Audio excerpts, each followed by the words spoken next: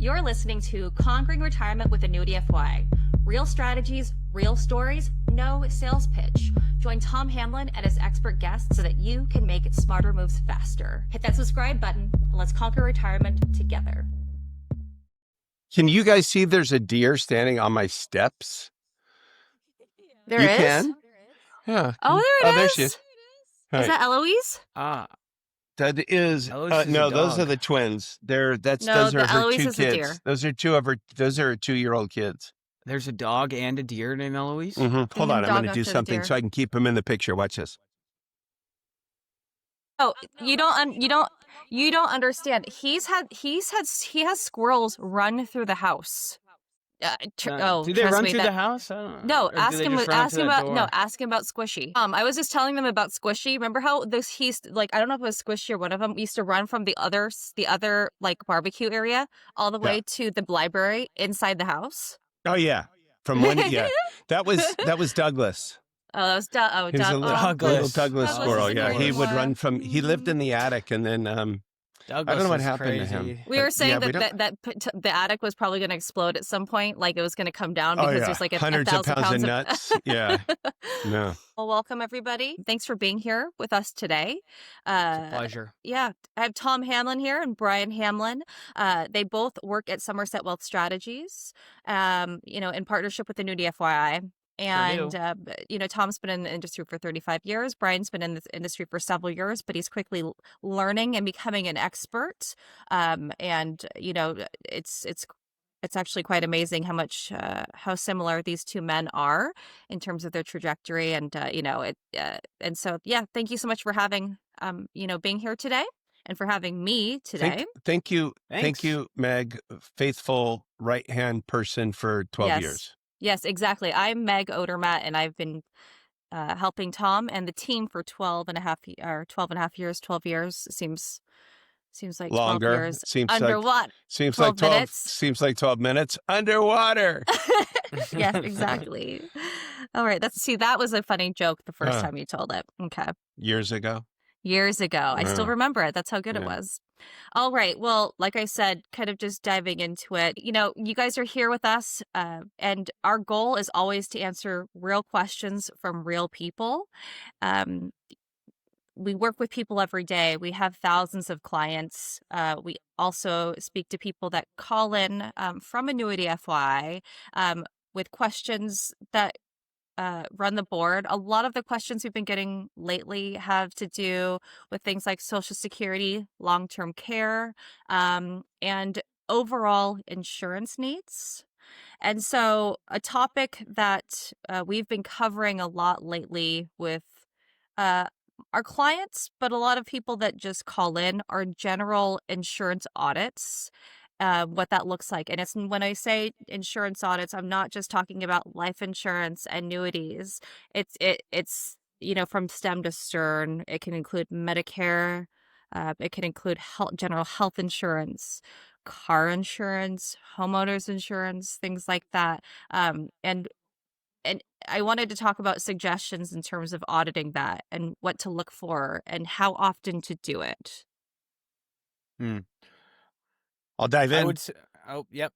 Okay. Please. So, a lot of people think that when they retire, that they don't have to work anymore. And actually, they have a whole different set of things to work on. So nobody is ever truly retired. The work never ends. You stop working when you're dead, truly. And so a lot of people say, why audit during retirement? And the response to that is, it's longer than this podcast. So when we might come back to this too, because it is a changing environment, but yeah, just to chime and in your there. needs might change in Right. retirement. if they do, and everything changes. I mean, the only thing that's constant is change, as they say. So you need to make certain, and a penny saved is a penny earned. So, and if you end up in a situation where, we had another episode on cognitive decline and that sort of thing. I mean, you end up in one of those situations, or you can't perform your ADLs. and you have to go into assisted living, or you have to live with a family member that's usually a child, that can overwhelm them. And so you want to be prepared.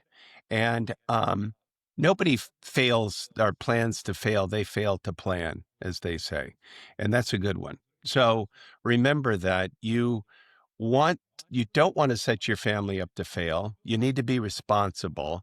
And if you absolutely need to be a grown up, and you absolutely need to be a grown up. You absolutely need to look at these things responsibly, and you need to have that proverbial list and make certain that you stick to it and you update it and review it frequently, hopefully with a trusted advisor, someone that can hold you accountable, that's an expert, kind of like having a trainer at the gym. You're going to perform better than if you go by yourself, usually, because somebody's going to push you and make certain that you're doing what you're supposed to be doing, and they're going to hold you accountable.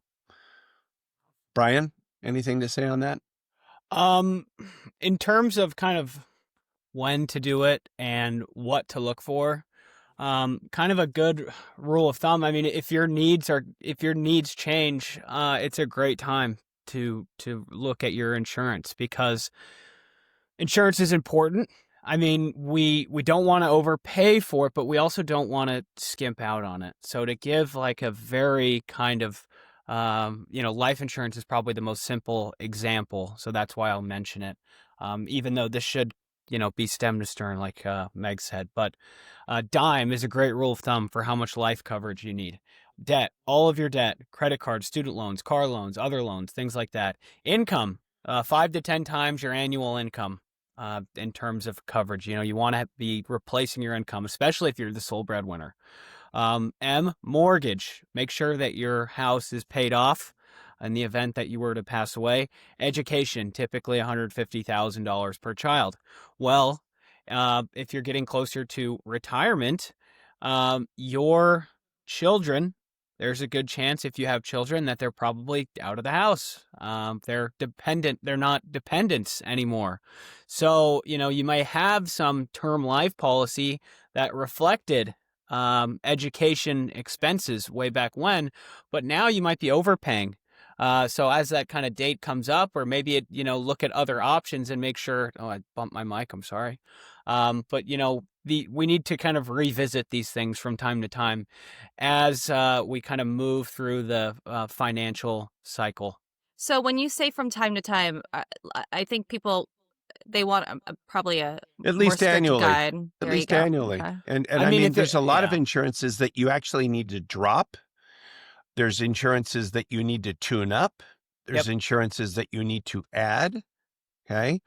And it's evolving. So you need to stay on top of it. You can't Yeah. just set it and forget it. This is not Ronco, with Ron Popeil. I miss Yeah. him. He was great. And As So- you go ahead, Brian. Well, I was just going to say, and frankly, you might not need to make changes every single year, but it's just always it's a good exercise to go through. If you work with a financial professional, you're often able to do that, kill multiple birds with one stone in something like an annual meeting or a biannual meeting.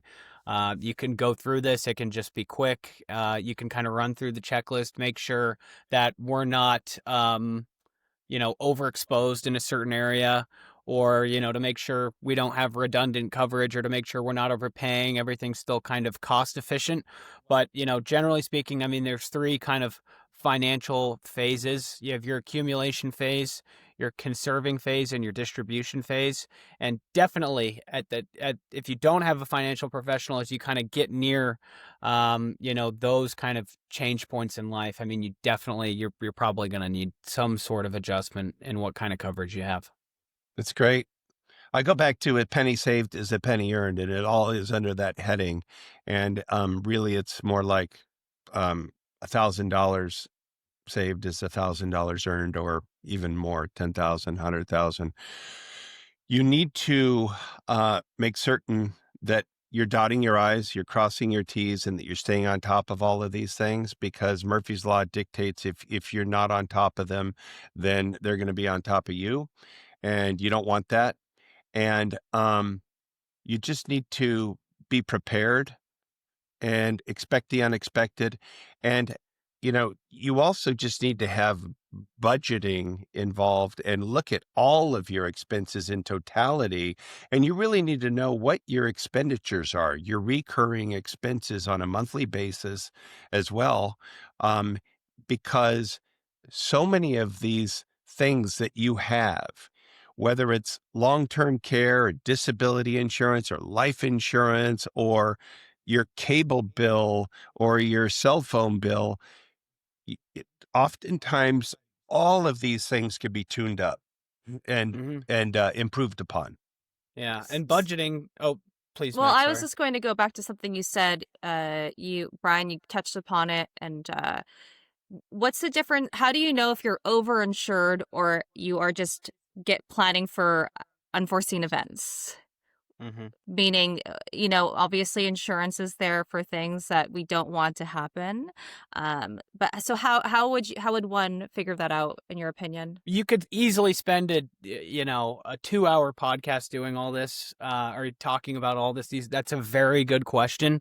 To use a very simple kind of answer, like using something like life insurance, well, you have that rule of thumb, dime.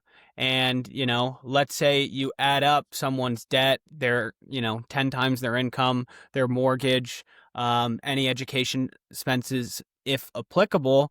And let's say that the amount of coverage they have exceeds that.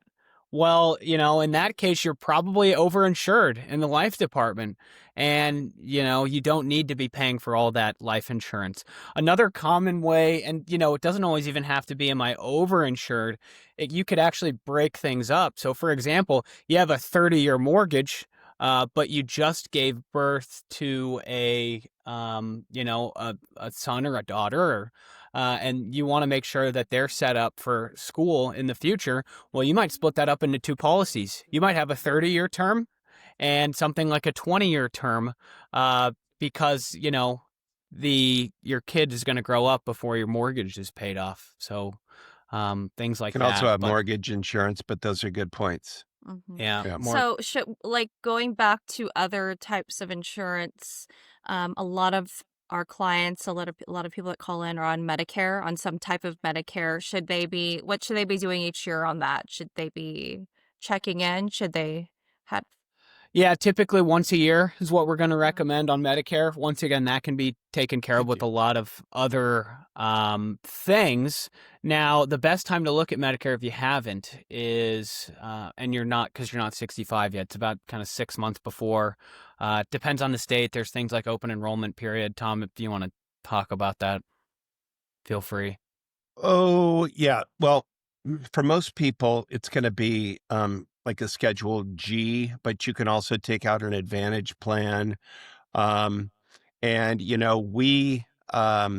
really should consult with a Medicare specialist at least 6 months before you turn 65. And Yep. if you're already 65 and you have your insurances in place, those should be reviewed periodically. Yep. You could look at them every year. It doesn't take long. And we have our own Medicare specialist that's on our team. And we do that for free for our clients. So, if somebody wants to have their Medicare reviewed, or if you're in advance of 65, it takes I would say at least 90 days to set up. So you don't want to wait too long. 6 months ahead of 65 is a good time. And then after you're 65, you should have it reviewed periodically, because the plans do change and Yeah. there are options out there. And you consider that sometimes, much like, okay, switching a cell phone provider or something. And Yeah. you could do that. You don't have to qualify when you in advance of age 65, but after 65, you do have to qualify if you're switching plans. And so make sure you get a good one. before you're 65. And if you're already 65, you can contact us, and we're happy to send you to our Medicare specialist that's on our team. Another important thing, so 64 and a half, a few months before. Another big thing, though, is if you have any large liquidity events in the years leading up to you being 65, there's a 2-year look back on your income to impact those kind of Medicare premiums. So if you are 63 years old and you just sold your house, that's going to have Medicare implications, most likely, because there's going to be some sort of gain on that house, hopefully. Ooh, that's point. going to impact Irma, and Irma's going to Is that his wife?